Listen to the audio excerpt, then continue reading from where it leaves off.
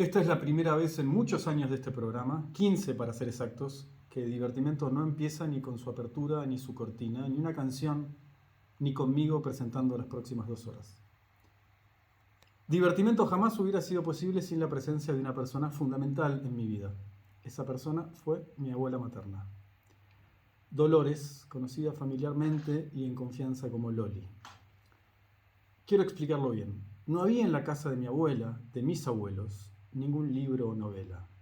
O mejor dicho, nada iba más allá de algún bestseller nunca leído, alguna novela de Daniel Steele, Raíces de Alex Haley. No mucho más. Había muy pocos discos hasta la llegada del CD, cuando mi abuelo escuchaba alguna recopilación económica de clásicos españoles. Mi abuela, mis abuelos, tampoco iban al cine juntos. Si uno les preguntaba por una película no podían atinar más que a responder por lo que el viento se llevó, no mucho más que eso. Paréntesis, cosa extraña, mis abuelos paternos, Isaac y Sara, la Bobe, a quien nadie llamaba Bobe, sino por su segundo nombre, Dora, teniendo un poder adquisitivo mucho menor a mis abuelos maternos, nunca dejaron de ir al cine todas las semanas, o de ver a Duke Ellington cuando vino a la Argentina. Mi abuela Dora podía cantar a la perfección o silbar tangos, Aragán, Dandy de Gardel. Sonreía recordando a la orquesta de Harry James y recordaba perfectamente cuándo o dónde había visto esa trilogía maravillosa que es La condición humana de Kobayashi y el profundo impacto que le había causado. Pero esa es otra historia, es la de mi abuela Dora. Así todo y sin embargo, entre más o menos mis 11 y 5 años, mi mundo, o mejor dicho, mi conexión con el mundo, no hubiese sido el que fue si mi abuela Loli no me hubiera llevado una y otra vez al cine. No es que recuerde cada tarde, cada función, cada película, es mejor, las tengo alojadas en el ADN de la infancia, de lo que se conoce como educación sentimental. Mucho antes de saber lo que era el jazz, me fasciné con la música de los clásicos de la época de oro de Walt Disney, que mi abuela Loli me llevaba a ver. Me faltaba mucho para saber quién era Louis Armstrong, pero había algo en las canciones del libro de la selva, en su homenaje a Satchmo y la voz de Louis Prima que me fascinaron, y que en la religiosa y oscura sala del cine me cambiaron la vida por completo. Yo no sabía lo que era el swing cuando estaba en cuarto grado, pero lo entendí perfectamente cuando vi y oí a esa banda de felinos tan cool, los Aristogatos. Solo varios años después sabría que esos términos como beatnik, noir y jazzero estaban inscritos en la película. Y aunque me faltaría mucho para ver Tiburón, fue la siniestra música de Bambi en la que se inspiró casi por completo John Williams, la que me preparó para el terror adulto. Tampoco podía saber esa edad qué era o quiénes eran Pink Floyd, los Beatles o la psicodelia, pero la escena de la borrachera lisérgica de Dumbo fue para mí una experiencia de colores y sinestésica pocas veces vista.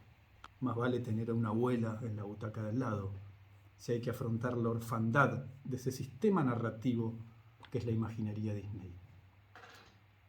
Nada puede saber un chico de posmodernidad, de intertextualidad, de homenajes, pero cuando con el correr de los años escuché los discos de Dave Brubeck, de Duke Ellington, de Miles Davis o de Tom Waits que interpretaban las canciones de esas películas de Disney, yo ya había entendido, gracias a mi abuela, que el del cine es el arte que más se parece a la realidad. Y me faltaba aún mucho para encarar uno de los textos más fabulosos de la crítica de cine, el Traveling de Capot, en el que desde su comienzo Serge Danet menciona a Bambi, situándola a la par de Vittorio de Sica o de Einstein. Ni mi abuela lo sabía, ni lo supo nunca, ni yo, pero esos años de formación con ella me prepararon para la curiosidad total y entender que el cine era también ver y oír de todo. Cuando ya en mis años de cinefilia descubrí que Pinocho, en la adaptación de Disney, era considerada por los franceses como uno de los films más perturbadores de todos los tiempos, no me sorprendió. Loli, mi abuela, fue una de mis primeras cineclubistas.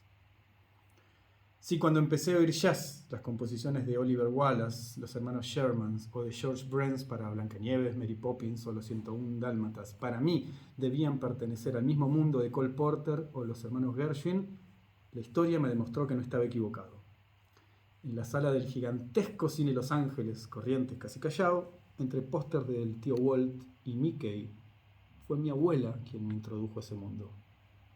Así, mi abuela Loli me enseñó el existencialismo, un existencialismo Disney, un existencialismo de aventuras, de terror, de romance, de música, de historias, de ciencia, de matemática, de acción, de comedia, de jazz, de swing, de erotismo. Quedé deslumbrado cuando vi a la diminuta pero sexy campanita de Peter Pan por primera vez. Todo lo que quiere, aspira, intenta hacer este programa, se lo debo en parte a mi abuela. Y no solo Disney, por solo mencionar algunas películas, Indiana Jones y el Templo de la Perdición o El Último Emperador, también las vi junto a ella. ¡Qué aprendizaje! Porque con la adultez las entendí mejor. Solo dos cosas, por ejemplo. Que si te arrancan el corazón, la escena de Indy hipnotizado nunca es para siempre. O que se puede descansar y llorar al mismo tiempo sobre los pechos de una mujer, cuando el joven Puyi se dejaba caer tiernamente en su nana, en el film, por supuesto, de Bertolucci. Mi abuela, que no había pasado aproximadamente del segundo grado de una escuela de campo de su Galicia natal, hacía gala de una escritura sin errores de ortografía y poseía una memoria envidiable, una memoria omnívora. No, Condarco al 1400 ya no es Flores, es Villa Santa Rita, y nunca había manejado un auto. A Santucho lo mataron en Villa Martelli, te decía, creo que en la calle Venezuela, sí, que es en el centro de Villa Martelli. Y nunca supo que era Internet, ni Wikipedia, ni Google Maps. Pero no, te digo que viniendo del sur, desde Salta, La Poma está antes que Cachi, unos 180 kilómetros antes, me parece. Y acertaba. Y había visitado el norte de la Argentina hace más de 40 años. De haber querido, mi abuela podría haber sido profesora de historia, de geografía, una profe más antigua que vieja, me la imagino de tapado grueso y verde, con pelo tipo Jackie Onassis.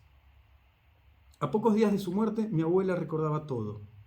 Era una memoria minuciosa, detallista, una memoria Filcar, pero también era una rememoración política.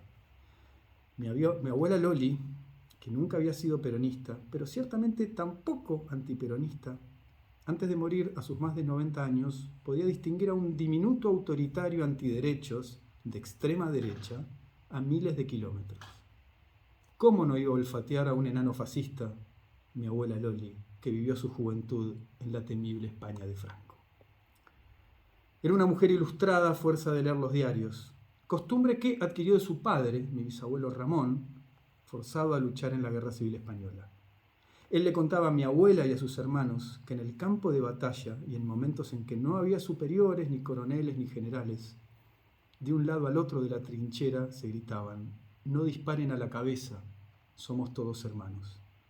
Compraba el diario todos los días para no perderse ni una noticia del resto de Europa, sospechando que se avecinaba una nueva guerra. Pero esta es otra historia, la historia de mi bisabuelo Ramón. Decía entonces que mi abuela era política sin ser partidaria, o mejor dicho, para ella la ideología no era una mala palabra. Mi abuela, gallega, de La Coruña, fue más de una vez a los actos por justicia en el atentado a la AMIA. Decía que si sus yernos y sus nietos eran judíos, ella también entonces era judía. Así somos en mi familia, ateos y ecuménicos. Loli, mi abuela, soportó, toleró, defendió que en plenos años 70 su hija mayor, mi mamá, usara en la iglesia, en el bautismo de su sobrina, una minifalda Gucci de jersey que no debe superar la medida de los auriculares que tengo puestos en este momento. Hay fotos y créanme, los ojos desorbitados del cura viendo a mi madre marean.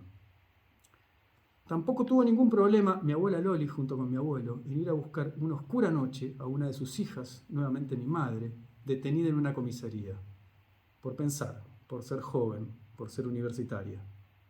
Todo esto antes que la oscuridad se endureciera y ennegreciera del todo en 1976. Pero esa es otra historia, la historia de mi madre. Más historia, mi abuela Loli conoció a mi abuelo en el barco que los trajo de España a Argentina. ¿Qué imagen le habrá producido a Dolores, ese hombre moderno que vestía piloto de película americana y cargaba una modernísima cámara de fotos Leica en su cuello, un Humphrey Bogart gallego? Porque mi abuelo, también español, había abandonado su Coruña natal para estudiar ingeniería en Madrid. Y ese barco que salió del puerto de Vigo los encontró juntos. Él tenía ya un trabajo garantizado en Brasil. Loli venía con parte de su familia argentina. Mi abuela, poco más de 20 años, cargaba una nena en brazos, su sobrina. Su madre se quedaba en España. Mi abuelo, huérfano de madre, debe haberse quedado sensibilizado por esa imagen. Y en algún momento de atravesar las típicas escaleras de aquellos barcos migratorios, por pura galantería le dijo a Loli, mi abuela, «Pásame a la niña que te la sostengo». Así se viajaba en esa época, lento y con niños, por trabajo y no por placer. Reverso perfecto de cómo se viaja ahora. Mi abuela diría que ni peor ni mejor. I tempi cambiano, los tiempos cambian, le susurra Michael Corleone al Pacino, a su madre, ya anciana y viuda, casi al final del Padrino 2.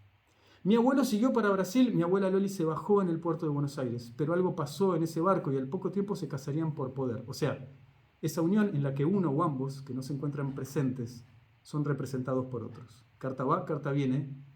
Mi abuela, que nunca leyó a Fernando Pessoa, pudo haber escrito sus versos famosos, pero al fin y al cabo, solo las criaturas que nunca escribieron cartas de amor sí que son ridículas. En nuestra humilde mitología de descendencia maternal, ese viaje de ida de España a América es nuestro Titanic inaugural, nuestro Titanic familiar. Un Titanic no con Jack ni con Rose, pero acaso no tan distinto, con José, Pepe y Dolores Loli, mi abuela. Paréntesis, mi saga paternal es más pedestre, pero no en sentido literal. Mi bisabuelo, caminando y sin levantar mucho la perdiz, se escapó del ejército ruso en la guerra con Japón y terminó en Entre Ríos, Argentina, huyendo del horror de la guerra y de los pogroms. Pero esa también es otra historia. Decía entonces que ese Titanic nuestro y familiar no naufragó.